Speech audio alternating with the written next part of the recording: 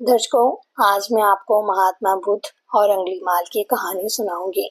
अंगुलीमाल के बारे में आप भी जानते ही होंगे कि वह एक ऐसा डाकू था जो लोगों की हत्या करके उनकी एक एक उंगली काट कर माला की तरह गले में पहन लेता था। इसी वजह से उसे अंगुलीमाल कहा जाता था। वास्तव में अंगुलीमाल का नाम अहिंसक था।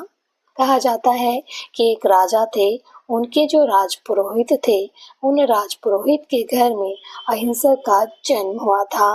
उसके जन्म लेने पर राजपुरोहित के घर में आनंद ही आनंद था।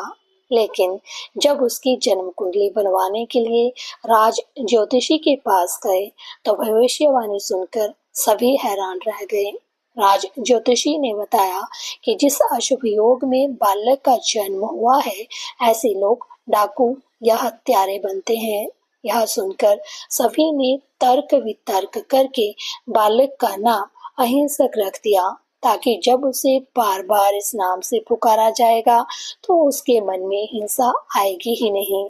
अहिंसक बचपन से ही बहुत तीव्र बुद्धि का था। हर चीज में, चाहे सीखने की बात हो, समझने की बात हो या पढ़ने की, आगे ही रहता।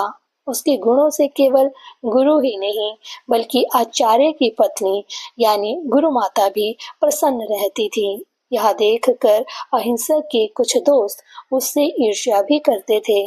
फिर एक दिन अहिंसक के दोस्तों ने उसे नीचा दिखाने की योजना बनाई। उन्होंने आचार्य के मन में अहिंसक के प्रति घृणा भाव पैदा करने के लिए ये कह दिया कि अहिंसक गुरु माता के प्रति कुदृष्टि रखता है। यह सुनकर आचार्य जी आग बबूला हो उठे और उन्होंने अहिंसक से कहा कि तुमने ब्राह्मण पुत्र कहलाने की योग्यता नहीं है।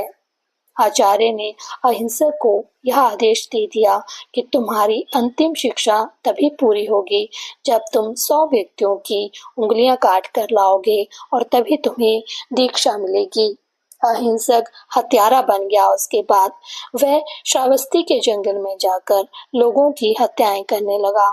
वह जिसको मारता था उसकी उंगलियां माला में पिरो लेता था, जिससे कि हत्याओं की गिनती की जा सके और उंगलियां भी गायब ना हो। इसी वजह से उसे उंगलीमाल नाम दिया। एक दिन उसी जंगल के पास के ही एक गांव में महात्मा बुद्ध पहुंचे। वहां सभी ने उनका स्वागत किया, लेकिन महात्मा बुद्ध को अजीब सा लग रहा था, क्योंकि सभी लोग डरे हुए और सहमे सहमे लग रहे थे। महात्मा बुद्ध ने डरने का कारण पूछा तो सभी ने एक एक करके अंगुलीमाल डाकू द्वारा की गई हत्याओं के बारे में और उंगली काटने के बारे में बताया। उन सभी की बातों को सुनकर भगवान बुद्ध ने उसी जंगल के पास जाने का फैसला ले लिया और वे मौन धारण करते हुए जंगल की ओर चलते गए। तभी पीछे से आवाज आई, रुक जा, कहाँ जा रहा है? भगवान बुद्ध ने उसकी आवाज को अनसुना कर दिया। फिर गुस्से से डाकू बोला, मैंने कहा रुक जाओ। तब महात्मा बुद्ध ने पलट कर देखा कि लंबा चौड़ा बड़ी बड़ी आंखों वाला आदमी, जिसके गले में उंगलियों की माला थी, वह उन्हें घूर रहा था। तब भी बुद्ध शांत और सरल थे। बुद्ध ने मधुर स्वर में कहा, मैं तो ठहर गया, भला तू कब ठहरेगा? ये सुनकर अंगुलीमाल कहता है, हे सन्यासी, क्या तुम्हें डर नहीं लग रहा?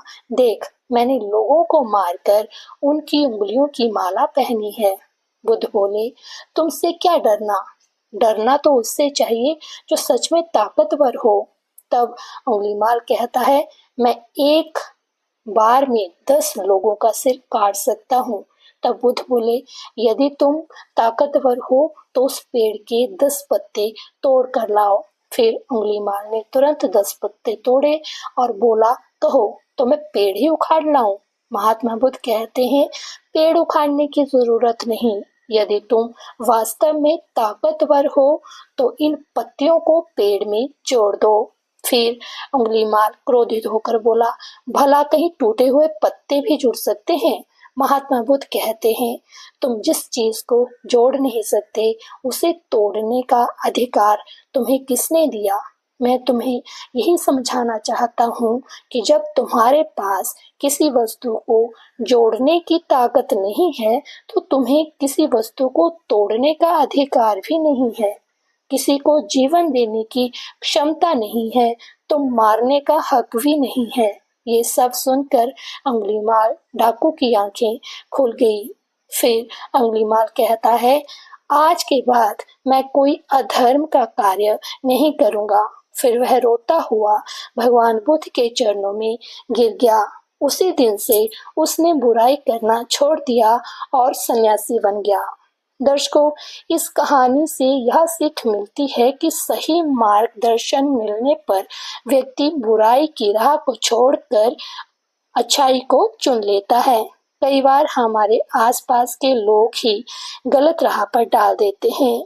उन सब बातों से बचना चाहिए। दर्शकों, ये थी आज की वीडियो। अच्छी लगे तो लाइक शेयर कर दीजिएगा। चैनल पर नए हो तो सब्सक्राइब कर दीजिएगा। मिलती हूँ अपनी अगली वीडियो में। तब तक के लिए जय श्री राम।